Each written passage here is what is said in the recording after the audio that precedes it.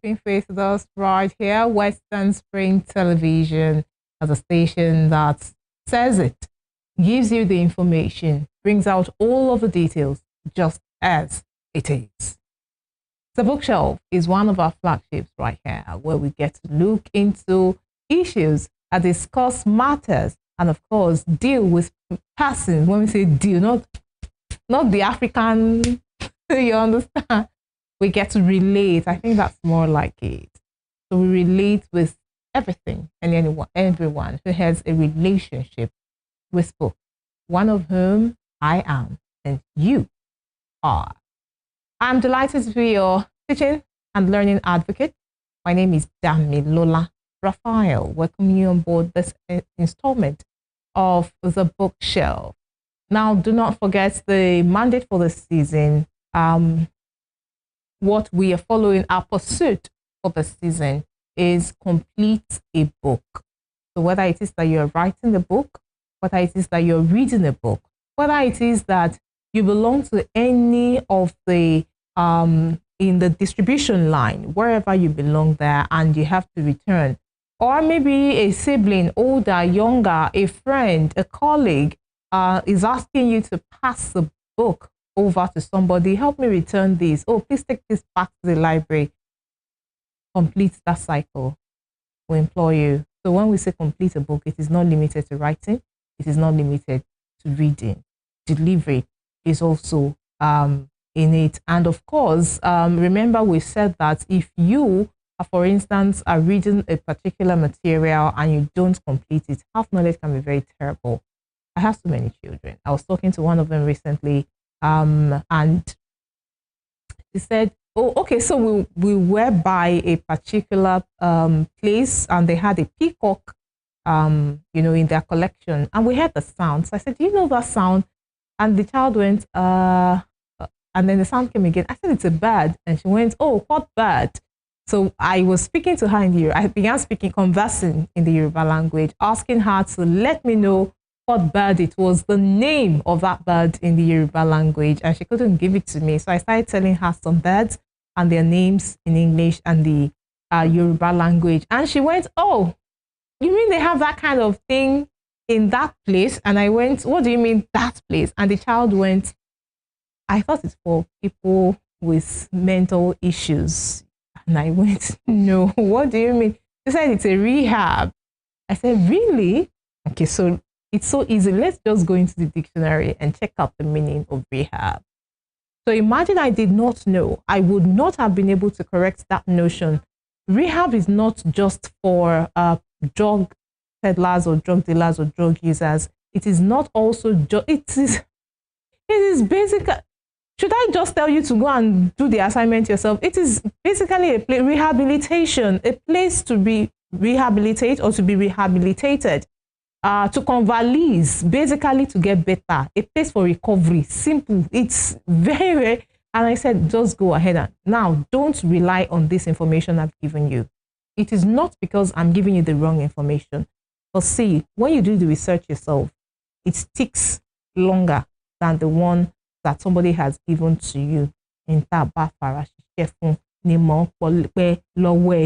What you labor for is what will tarry with you. So go ahead and check it out for yourself. Well, that is not the all information for today. Let me quickly give you the news round, and we'll be moving in we'll be delving into the discourse for today. I have just one major news. Remember, now only waka come. There is God, oh. Hello, there is God, oh. Is now a PhD holder. I'm talking about none other than Her Excellency Dame Dr. Yes, please add a doctor to that name. Dame Dr. Patience Jonathan. She was a one-time First Lady in Nigeria. She has her PhD in what? Go and do the research as well. Drop the comments down below. We'll look forward to getting the reactions as well. Aha! So when I was having a conversation earlier, and I'm bringing this on set, and that is, there is God, though. Even some people do say there is God, though. They don't know who said it. You are hearing it now on the bookshelf. Who said it? now go and do your research and make sure that these also trends, irrespective of the age. She went back to school and she got her PhD. And I'm super proud of her.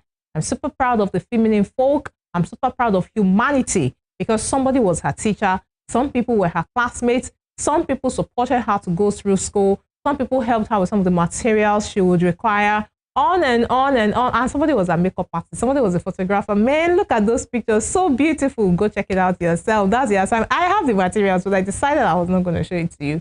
I want you to see. We will push ourselves. You understand? Provoking one another onto good works. And one of the good works is research. Study is very important. I want for us to learn to study, to push ourselves to research, and then to show ourselves approved as people who actually know what we are doing, and we do not need to be ashamed. So let this also trend that somebody went back to school. I mean, she has been here, she's been there, she's seen that, she's done that, she's had this. Mention it, but school not be scam. She went back to school. She went back to school. I mean, that's the height. The First Lady of Nigeria. You know who we are in the whole world? Come on. For the biggest black nation. Should I continue?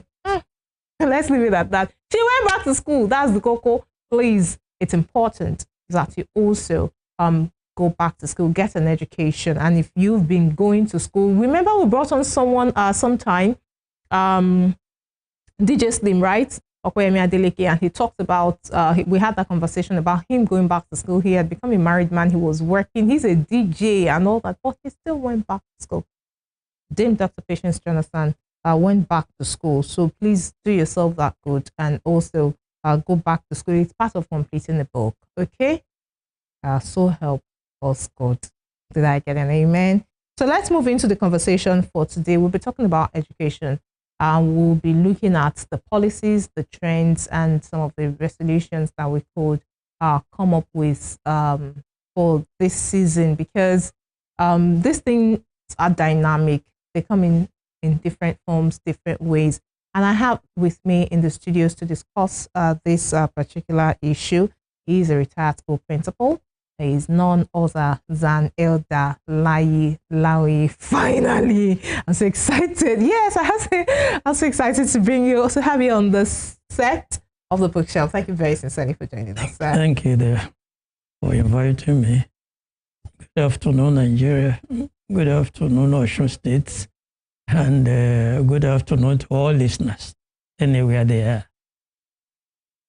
Amazing. So let's start with your experience being a student, being a teacher, being a school principal. So you've cut across, the different rungs, being served, serving, and then supervising, overseeing in education. What is one major thing you would say is different between then and now? On the positive and on the flip side? A lot I would want to say would belong to the negative now. Things that were positive then now look negative.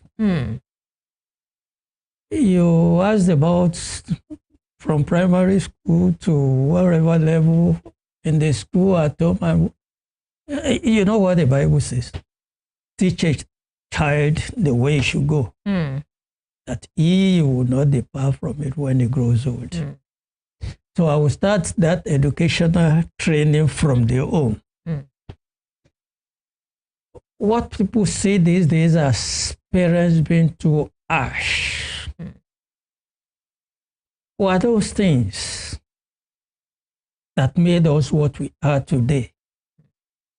I will always give example of my late dad, who was a principal.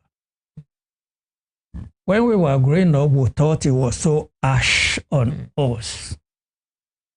One of the trainings he gave us, he will ask you, LAYI, go and get me one hammer in the room. Okay, sir. Bring that picture beside my bed, and you'll find a nail somewhere beside that. Take the picture, come and put it up here. Okay. he knew there was no armor in the house. Oh. But he was always waiting for you to come back to say, Papa, I've seen the picture, I have the name, but I can't find any armor. Okay. The next thing will be, go to my library, bring the cane there. Oh. So when you bring out the cane, Okay. he gave you, if you are lucky 2, if you are lucky 4, depending on his mood. After giving you the strokes of the cane, he will now ask you, is it only hammer you can use to nail a thing? Oh. Alternative thinking. He knew there was no hammer in the house. But he will always tell us, go and bring that hammer, bring the nail, bring the picture, come and put it up here. So we thought it was so harsh on us. But that alternative thinking today, because we are already trained up for it, we hardly find anything impossible.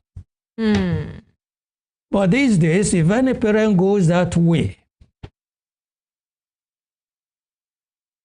the public itself will react. The legal department will react. Everybody will react that you are being, even the child will react that you are being too harsh on.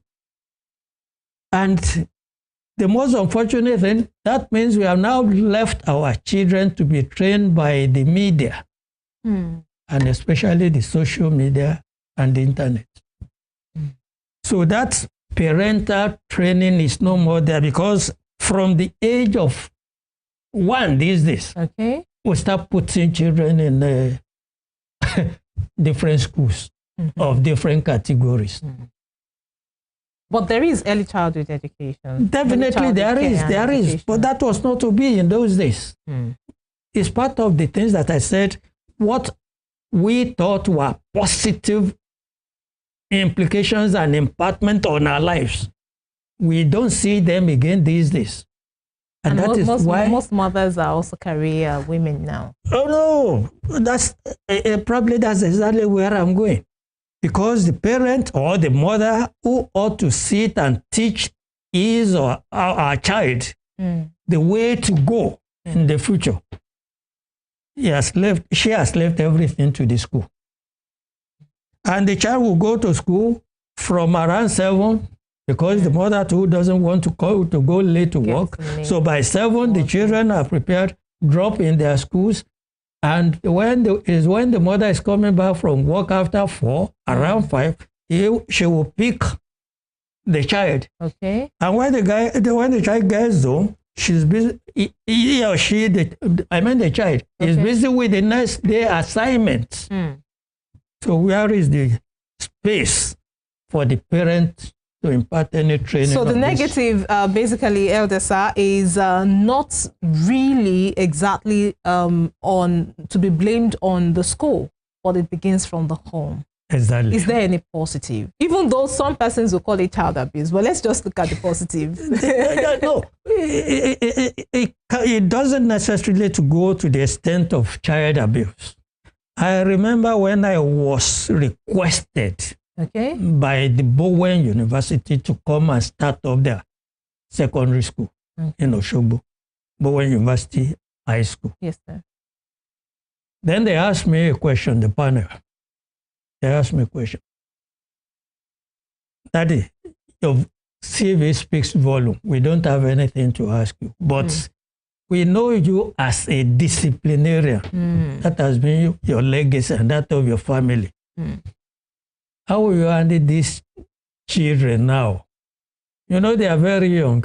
And I told them, look, that's a very simple question, because, you know, I have grandchildren. And they come home to play with me. So it is not the way we were treated.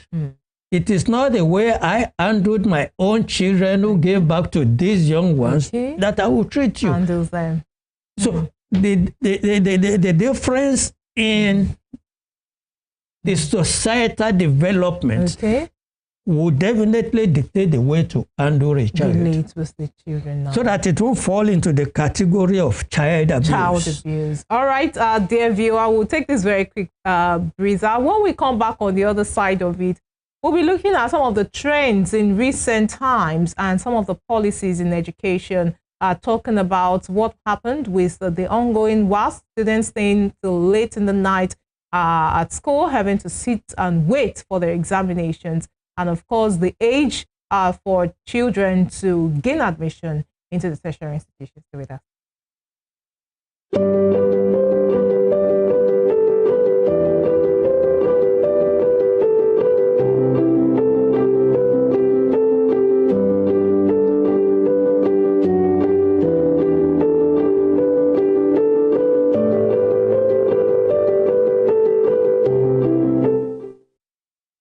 Comedy is winning fans globally, but we are losing our wildlife to illegal bushmeat, and this is not funny at all. If we continue this way, we will risk losing all our animals and leaving nothing behind for the generations to come. Tell your family and friends not to buy or sell illegal bushmeat, because protecting nature protects us all.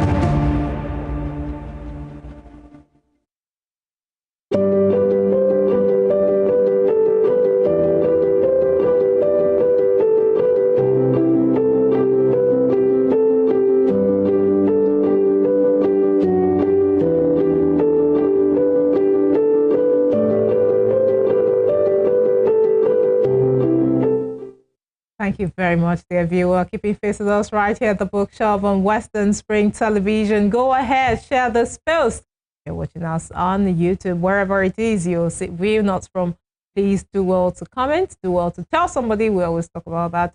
Tell somebody about us. Spread the word. That's one way to complete a book. We'll continue the conversation today on the Bookshelf. We're looking at education, policies, trends, and resolutions. And we have the highly esteemed Elder LAYI with us on set of the Bookshelf today. So let's move on to talk about the recent trends with terminal examination, defining examination. Every examination definitely is defining, but some are just more definitive than others. And looking at WASC and also looking at JAM, the glitches, the delays. Why came up recently? I took that one of the news thread on the Bookshelf where we said they would start. I think that was about January, there about the first quarter of the year. You know, saying that there is going to be CBT, JAM is going to be CBT and all that. Looking at the glitch with JAM recently and why that hasn't become CBT based. And looking at that glitch, students who are not allowed to go with their mobile devices, most schools' policy don't allow for kids to come to school. How they now started bringing the phones, just started materializing, stayed till late in the night. Some kids around here in Osun State, Southwest Nigeria, are going back home 10:30, 11 from school and still had papers the next day. And it was a major subject, the English language. What's your take on all of this? Would you have allowed your child or your grandchild wait until that time? You have combined two issues, the JAM issue, yes, and the WAEC issue. Let's start with the most recent, WAEC. The WAEC. WAEC complained about the leakage of the English paper. But examination leakages or examination papers leakages didn't just start now. Even in our own days, in the 60s, when we were in the secondary school, there were leakages and postponement of a particular subject exam to another date. And in those days, it was WAEC exam. That is a combination of all West African states. Yes, sir. Taking the papers. So whenever there is a very conspicuous leakage. Yes, sir. The papers are normally cancelled Okay. and retaken. The same day? Some other day. Some other day. But like I said, it is most unfortunate that the excuse given by WAEC was that there was a leakage. That particular English paper leaked 4 days before the exam date. Unfortunately, like I said, rather than suspend, cancel, and fix another date for the papers, I think because there is a new change of headship in WAEC, probably he's not conversant with what needed to be done. Or he was unnecessarily being stubborn. Because though before any exam by WAEC, even NECO, there will be a committee meeting to look at what are the possibilities of any challenge during the exams. After the papers, they will still always meet. So I'm sure by the time they got to know that this English paper, but it wasn't even only English paper that got leaked. Every subject got leaked for this last WAEC. But let me say the most fortunate aspect of it now is it is no more West. It still bears West African senior school certificate, but not all the West African states are doing the exam at the same time again. So it is only Nigeria that is having our own exam right now. All other West African states are not having the WAEC now. So it is possible for the head to have cancelled that paper, postpone that particular subject till another date, but because they always have reserve in store in anticipation of there could be a leakage. So we have option 1, option 2, option 3. But my findings, rather than go for any of the options, he went for a reprint. And that caused a delay. And because he's a new man, the normal printing normally takes place in Lagos. He shifted the printing to the north. So before the paper could be printed, even right there at the printing center, it was already leaked. Like I said, in our own days, there were always leakages too. But the leakage will come, most of them faulty, fake questions. Because some people just wanted to make money from the exam. So they go somewhere, look for past questions of WAEC, print it out as if it is the current exam that is coming, and they sell it out. That's a channel of leakage. There are some other channels of leakages then at the coalition, the store centers, which used to be the banks. At the bank, you have some fraudulent bank workers who will have gone through the papers, photocopy, sneak it out of the office, and start selling, distributing. I would that we had all of the time to go into all of these details. As you have already said yourself that your CV really speaks for you. Your experience as well is quite worthy of emulation. But we have a couple of seconds and we'll be wrapping up on the bookshelf today, Elder Sir. We want for you to, one major point, come up, speak now to the appropriate authorities as touching one major thing that you think could be changed, that you think should be dealt with, and the education sector would be the better for it, our society would be the better for it. The basic challenges we have in education, I have always summarized it to be 3. The first one inconsistency in policy, educational policies. Okay. That is education policy somersaults. Okay. The second one is obsolete policies that are no more relevant. That has to do with age of entry into school, entering into higher institution. And the other one, always putting round pegs in square holes. So you know, when you put a round peg in a square hole, there will always be leakages at the four corners. Those are the three principal major problems we have. And the most unfortunate thing right now is the use of these internets. Okay.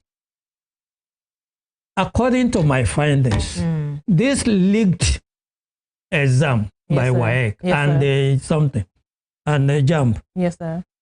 It was true because our students have now developed into using AI to get to generate questions. Okay, so so rather than use this